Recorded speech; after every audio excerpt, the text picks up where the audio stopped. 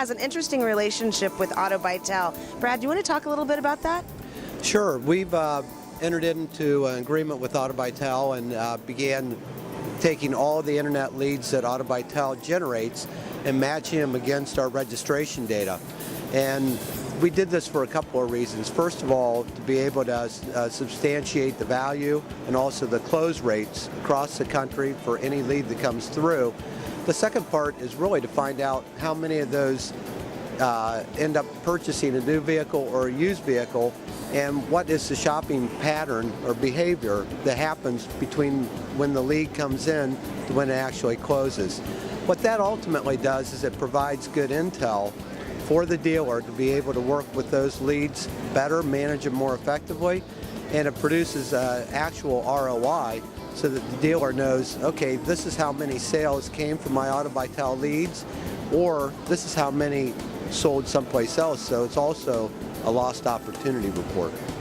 So an Auto by Tel person would take the report to their dealer that they help and present the data to them and say, look, you've gotten all these leads for cars, but you're actually selling them not a new car, a used car?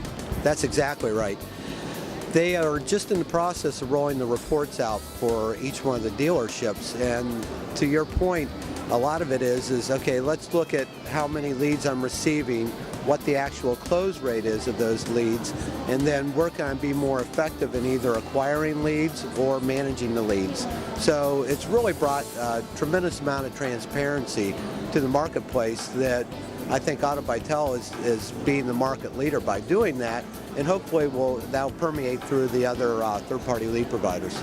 It's a really interesting thing that the data can be used with so much granularity to give them some insight. It's really, really interesting. So that's we've been talking about that really at all of NADA is the big data, and it's not really effective unless you can use it.